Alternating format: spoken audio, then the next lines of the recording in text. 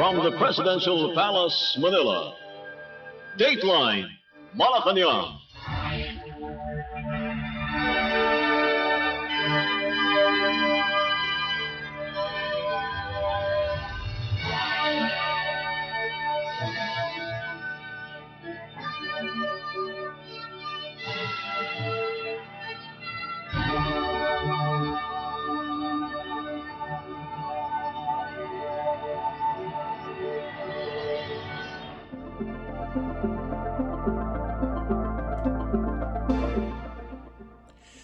Good day. Radio Pilipinas World Service can also be heard on shortwave broadcast through the shortwave facilities of the United States Agency for Global Media or Voice of America on the following shortwave frequencies: 15.640 MHz, 17.750 MHz, and 21.720 MHz. I'm Leo Magpayo and this is Dateline Malacañang. Philippine President Ferdinand R. Marcos Jr. is in Pampanga Province Monday to personally check on residents affected by the recent southwest monsoon or habagat rains. The President's first stop will be at the Bacolor Mini Convention Center and the Bacolor Integrated School in Kabambangan, where evacuees displaced by severe flooding are temporarily sheltering. President Marcos is expected not only to meet and speak with affected families, but also to lead the distribution of relief assistance to help ease their immediate needs. Following the community visit, President Marcos will proceed to the Pampanga provincial capital in San Fernando to preside over a situation briefing. Local officials and concerned agencies are set to present the latest updates on the flooding's impact, covering the condition of affected residents, damage to infrastructure, and ongoing government response.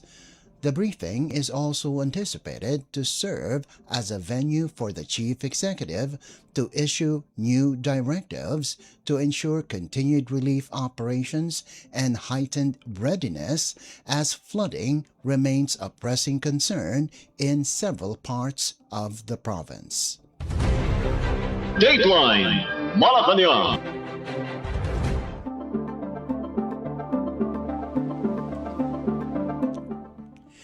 Meanwhile, Cabinet Secretary Benher Abalos has underscored the need for long-term solutions to address flood problems in Bulacan Province, pointing to damaged structures and recurring issues that demand immediate repair and accountability.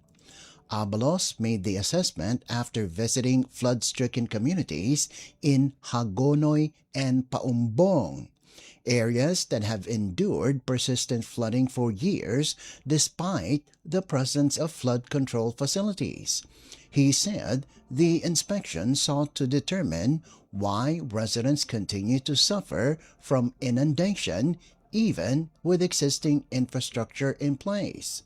According to Abalos, President Ferdinand R. Marcos Jr. has issued a clear directive: repair defective projects without delay and hold responsible parties accountable. Contractors with warranty obligations must be compelled to fulfill them, while lapses in design or construction must be addressed, especially in cases of negligence. He stressed that government resources should no longer be wasted on projects that fail to last, lack durability, or cannot adequately protect communities. Abalos assured residents that the visit will not end with mere inspection. He emphasized that the findings will be matched with concrete action, in line with the President's instructions to ensure flood control efforts truly safeguard the people. In the meantime, Secretary Abalos announced that the towns of Glan and Malapatan in Sarangani will be the next focus of government recovery efforts.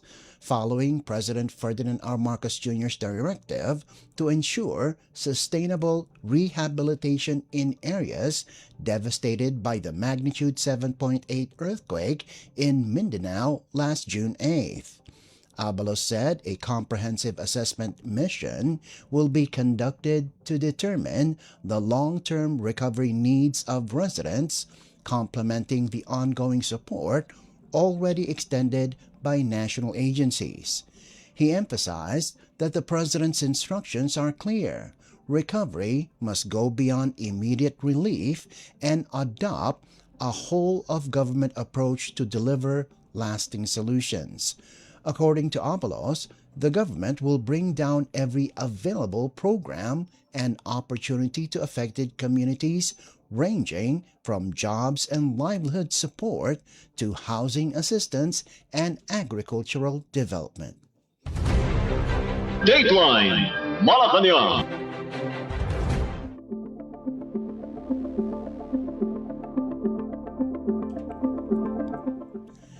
Meantime, the Department of Public Works and Highways, or DPWH, is moving to address perennial flooding in Bulacan Province through two major initiatives: the Pampanga River Basin Master Plan and the proposed Manila Bay Coastal Defense Dike Project. After inspecting flood-hit areas, Public Works Secretary Vince Dizon explained that Bulacan towns are sandwiched between river waters flowing down from Nueva Ecija Province and seawater from Manila Bay. Under the master plan, mega dikes will be constructed to block flood waters, while the Coastal Defense Project, spanning Metro Manila, Bulacan, Pampanga, and Bataan, will serve as protection against storm surges. The Asian Development Bank, or ADB, has committed support for the project. Dizon also inspected damaged coastal dikes in Paumbong, which will be repaired under contractor warranty using a new design suited for open sea conditions. He noted that the current structures were wrongly designed for inland use and failed to withstand strong waves. In Hagonoy, Dizon met with residents calling for lasting solutions, including members of Tindig Hagonoy, who shared stories of lives lost and health risks from prolonged flooding. Meanwhile, the DPWH chief also visited Benguet to check the curtain net along the Governor Bado Dangwa National Road, which has proven effective in preventing soil collapses. President Ferdinand R. Marcos Jr. has directed the agency to restore damaged portions of the net. Dateline Malacañang.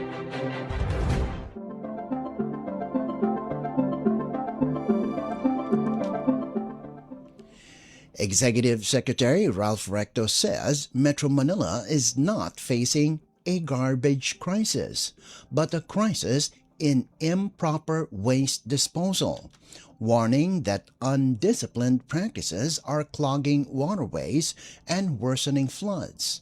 Recto issued the assessment after presiding over an interagency meeting on August 20th with national agencies and local government representatives to fast-track clearing operations and pursue long-term waste management solutions. Recto said the meeting showed that there is no garbage crisis in Metro Manila, but there is a crisis in improper waste disposal, stressing that the government must stop trash at the community level.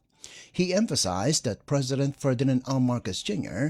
has called for a whole-of-society approach, requiring active participation from citizens alongside government action. Recto warned that garbage dumped in canals and streets is swept into rivers during heavy rains, turning waterways into expressways for trash that eventually flow into Manila Bay. He urged wider observance of waste segregation and disposal, saying the garbage you improperly throw away will eventually come back to you. Under the Department of Public Works and Highways, or DPWH's Oplan Kontrabaha, clearing, declogging, and desilting operations continue in coordination with the Metropolitan Manila Development Authority, or MMDA, and local governments.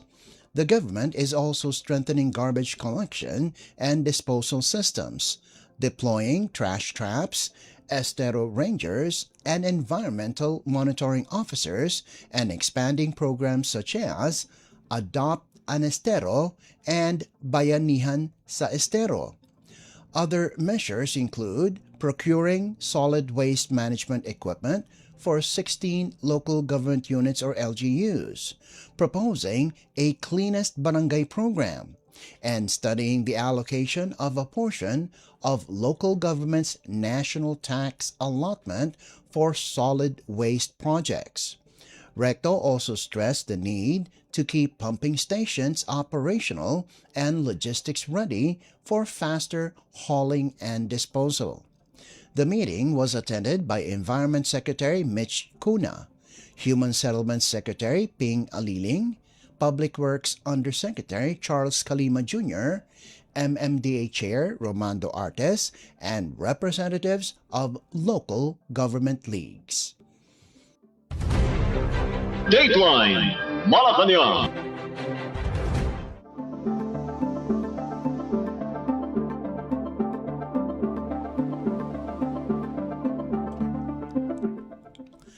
Cabinet Secretary Benher Abalos led a whole-of-government mission to Jose Abad Santos, Davao Occidental, delivering wide-ranging assistance to families hit by recent disasters in line with President Ferdinand R. Marcos Jr.'s directive for long-term recovery. At least 14 national agencies joined the effort, providing temporary shelters, cash-for-work programs, farm inputs, skills training, classrooms, medical services, and even internet connectivity. Abalos said the initiative marks a shift toward sustainability, helping residents rebuild homes, livelihoods, and communities. The Department of Social Welfare and Development, or DSWD, extended additional cash aid, while the Department of Labor and Employment, or DOLE, rolled out Tulong Panghanap Buhay sa Ating Disadvantaged Displaced, or TUPAD, cash for work opportunities. The Technical Education and Skills Development Authority, or TESDA, offered training for farmers and fisherfolk, with the Department of Trade and Industry, or DTI, set to help market their products. Housing support included 100 modular units from the Department of Human Settlements and Urban Development, or DSUD, plus cash aid from the National Housing Authority, or NHA. The Department of Education, or DepEd, provided temporary classrooms, while the Department of Health, or DOH, continued medical services and sanitation support in tent cities. Agriculture agencies distributed animals, seeds, and seedlings, with the Philippine Coconut Authority delivering food and non-food aid to 1,200 coconut farmers. Each package contained rice, sugar, coffee, noodles, canned goods, milk, and chocolate drink. The Department of Environment and Natural Resources, or DENR, committed timber for rebuilding, while the Mines and Geosciences Bureau assessed relocation sites. The DPWH cleared rivers and roads, and the Department of Information and Communications Technology, or DICT, deployed Starlink connectivity to affected communities. This marks the second major government visit to Jose Abad Santos since July, when agencies inspected earthquake and flood damage. Abalos said similar missions will be brought to other towns in Sarangani, including Glan and Malapatan, to extend recovery programs. Dateline Malacañang.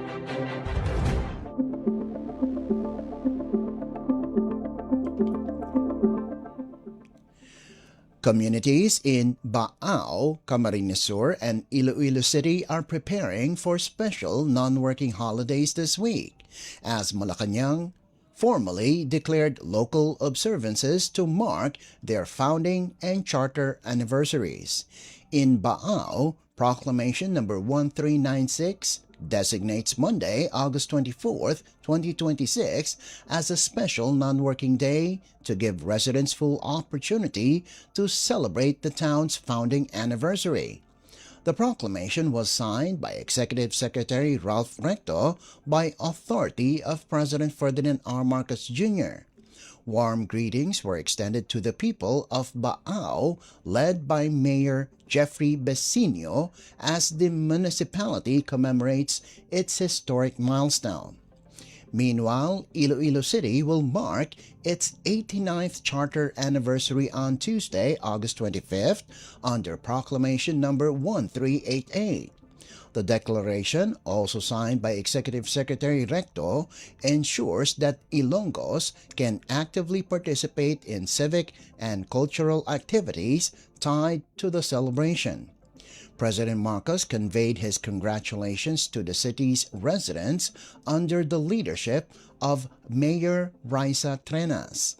Both proclamations highlight the government's recognition of local heritage and the importance of giving communities time to honor their history, traditions, and achievements.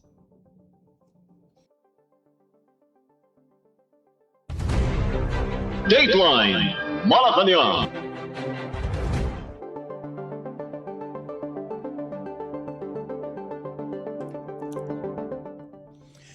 In other news, the Armed Forces of the Philippines, or AFP, has rejected the Chinese embassy's latest claims regarding the BRP Sierra Madre at Ayungin Shoal, stressing that no binding commitment was ever made to remove the grounded Philippine Navy vessel.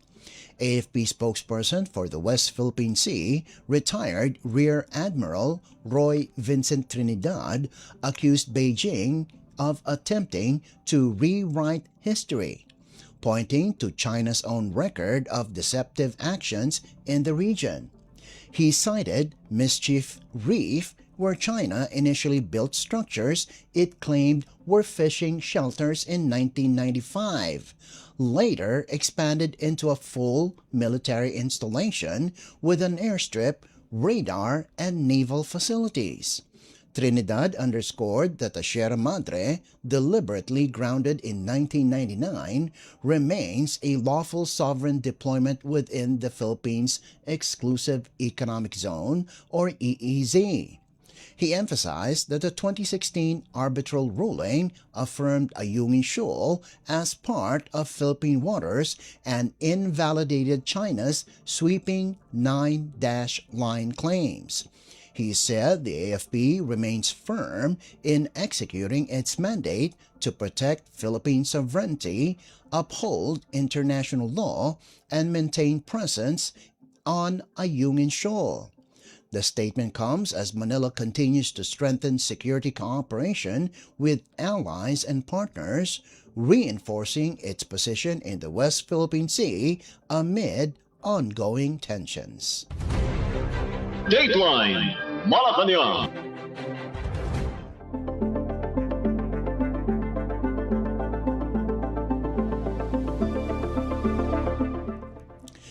The Philippine Coast Guard, or PCG, is set to strengthen its maritime operations with the arrival of two 27-meter Marine Protector-class patrol vessels from the United States. PCG spokesperson Commodore Noemi Cayabyab announced that the vessels, soon to be commissioned as BRP Pagasa and BRP Patag, are expected to reach Manila waters by October 2026. The new assets will enhance the Coast Guard's capacity in search and rescue, marine environmental protection, and maritime domain awareness. Ahead of deployment, 24 PCG personnel completed specialized operational and maintenance training in Baltimore, Maryland, ensuring readiness to handle the advanced patrol craft. Kayabyab emphasized that the vessels will allow faster response to maritime emergencies, including oil spills and other incidents affecting the marine environment.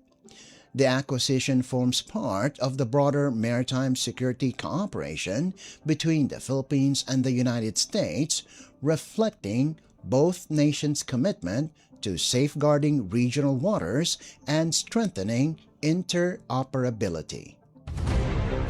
Dateline Malacañang.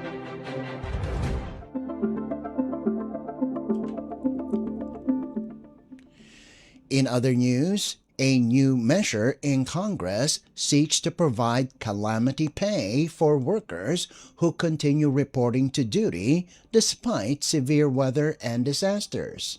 Trabajo Party List Representative Joanne Bautista filed House Bill No. 4435, or the proposed Calamity Pay Law, which mandates a 30% premium on top of the regular salary for employees in both public and private sectors who are required to work during calamities. Bautista explained that many workers are forced to wade through floods or endure dangerous conditions to avoid salary deductions or penalties from employers. She cited commuters and employees affected by the enhanced Habagat and recent typhoons Luis, Maymay, and Neneng as examples of those who continue working despite risks. Under the bill, calamity pay would apply when an area is under a state of calamity, a typhoon signal number 3, a red rainfall warning, or when work suspensions are declared due to disasters. However, the measure excludes workers whose duties inherently involve disaster response and emergency services, as well as small retail and service establishments with fewer than 10 employees. The proposal also includes protections for workers unable to report to work, shielding them from disciplinary action or salary cuts during calamities. Employers who violate the law could face penalties of up to 100,000 pesos in fines, imprisonment of 6 months to a year, and possible non-renewal of business permits. Dateline Malacañang.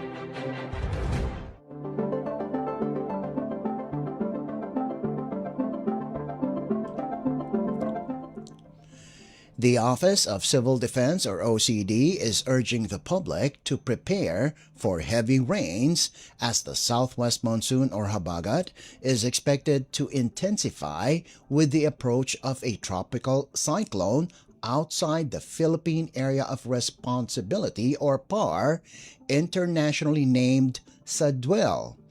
Assistant Secretary Rafi Alejandro, OCD Deputy Administrator for Administration, said the system could strengthen the habagat, bringing widespread rainfall across much of the country, particularly in western and central Luzon, including the National Capital Region, or NCR. On Sunday, the National Disaster Risk Reduction and Management Council, or NDRRMC, conducted a Pre-Disaster Risk Assessment, or PDRA, to map out precautionary measures ahead of the storm. Alejandro noted that habagat rains are forecast to persist through the coming weekend until the cyclone enters the PAR, where it will be locally named Obet. To ensure readiness, the OCD will reactivate the National Disaster Risk Reduction and Management Operations Center and the Interagency Coordinating Cell, enabling faster communication and coordination among government agencies. Dateline Malacañang.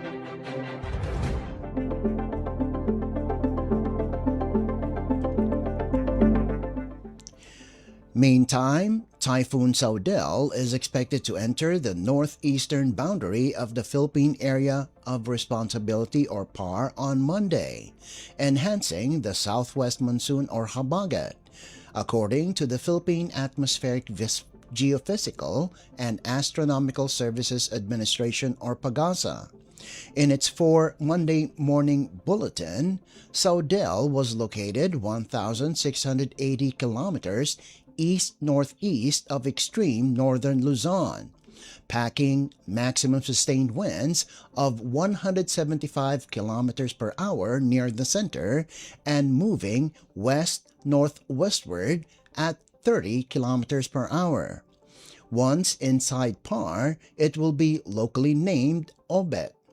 Pagasa said Saudel may intensify into a super typhoon before exiting PAR on Tuesday.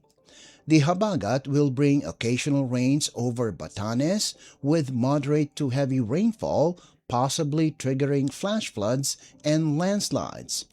Cloudy skies with scattered rains or thunderstorms are expected in Metro Manila, Ilocos Region, Cordillera Administrative Region or CAR, Central Luzon, the rest of Cagayan Valley, Cavite, Batangas, and Rizal. The rest of the country will have partly cloudy to cloudy skies with isolated thunderstorms. Moderate to strong southwest winds and moderate to rough seas will prevail over the northern and western sections of Luzon. Meanwhile, Pagasa is also monitoring a tropical depression located 1,310 kilometers east of southeastern Luzon, though it is not expected to enter PAR. Another system, Tropical Depression Gaitnari, formerly Neneng, is already outside PAR near Taiwan but continues to enhance the habagat alongside Saudel. Dateline Malacañang.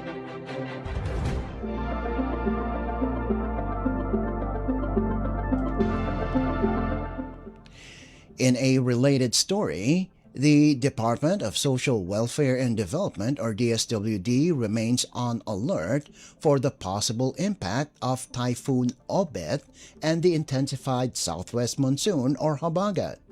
As part of its preparations, the agency has pre-positioned 3.7 million family food packs or FFPs, 314,427 ready-to-eat food boxes, and 275,520 non-food items in warehouses nationwide.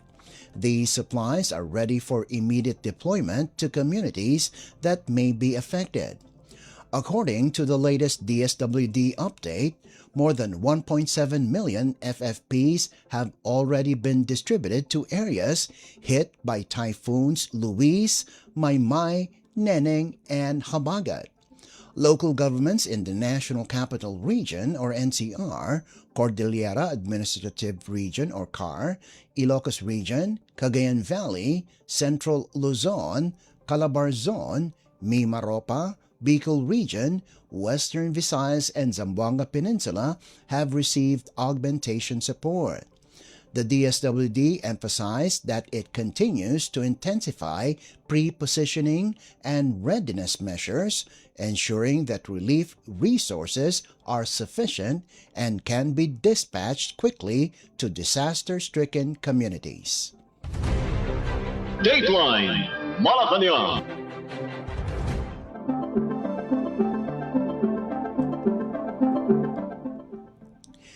A group of 26 distressed overseas Filipino workers or OFWs and 4 dependents have safely returned home from Dubai, United Arab Emirates, arriving at the Ninoy Aquino International Airport or NAIA Terminal 3 aboard Emirates flight EK334. The returning Filipinos were warmly received and assisted by personnel from the Overseas Workers Welfare Administration or OWA and the Department of Migrant Workers or DMW, who provided immediate airport assistance as part of the government's continuing support for OFWs and their families. OWA emphasized that its assistance does not end at the airport.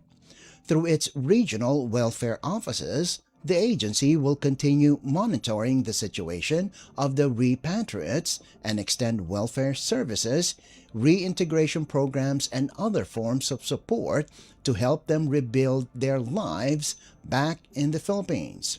The agency highlighted that this effort reflects its enduring commitment to stand by Filipino workers, ensuring their safe return, smooth reintegration, and renewed opportunities alongside their families. Dateline Malacañang.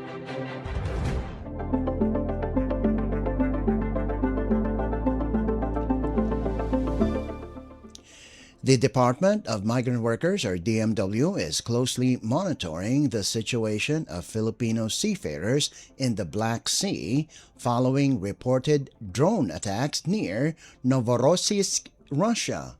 On August 22, 2026, the DMW confirmed through the ship owner and its licensed manning agency that all 17 Filipino crew members of MV Ana S are safe. Likewise, the 22 Filipino crew members of MV Elena B, which came under attack after rescuing the Ana S crew on August 17th, were also reported safe and unharmed.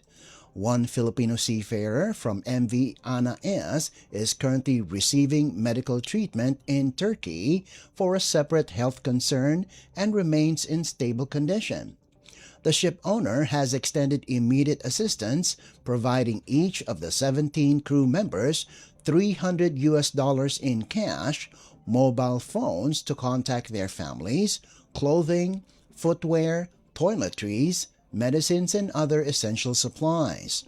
The ship owner is coordinating with the Philippine Embassy in Turkey and Turkish authorities to expedite travel documents and immigration clearances, ensuring the safe disembarkation of the crew from MV Elena B, now anchored in the Bosphorus Strait, and their eventual repatriation to the Philippines. Dateline Malacañang.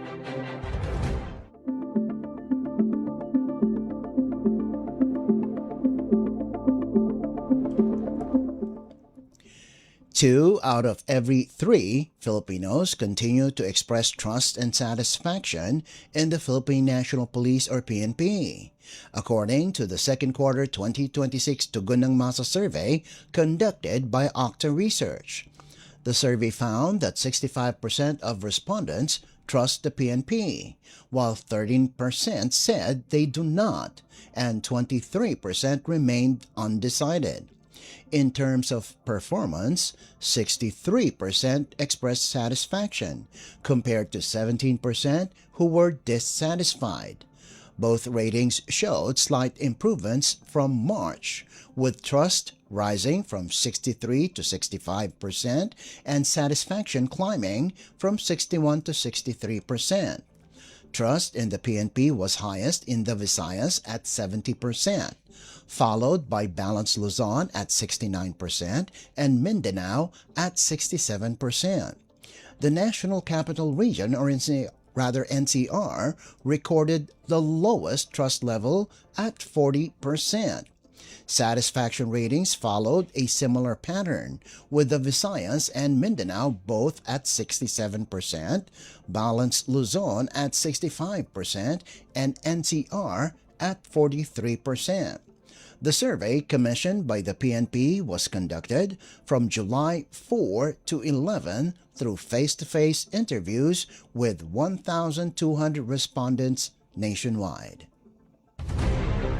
Dateline Malacañang.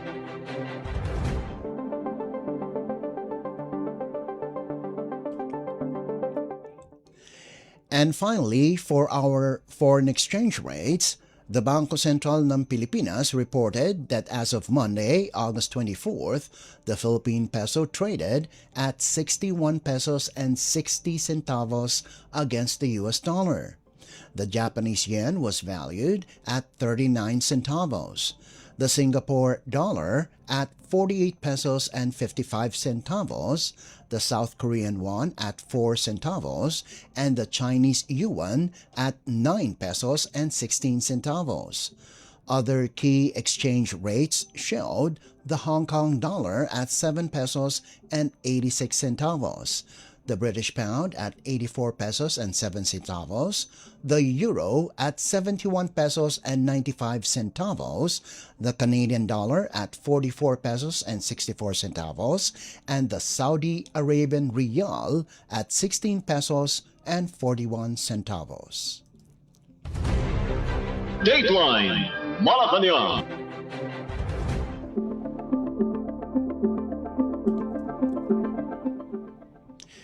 Before we conclude our program, Radio Pilipinas World Service of the Presidential Broadcast Service can be heard over the following shortwave frequencies: 15.640 MHz, 17.750 MHz, and 21.720 MHz.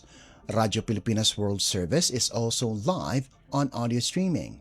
Just download eVox PBS receiver on your Google Play Store or the App Store from your Apple phone.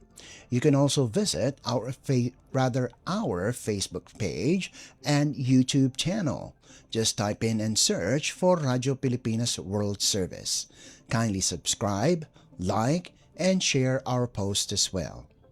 And that concludes this edition of Dateline Malacañang. For Radio Pilipinas World Service, this is Leo Magpayo. Good day and mabuhay.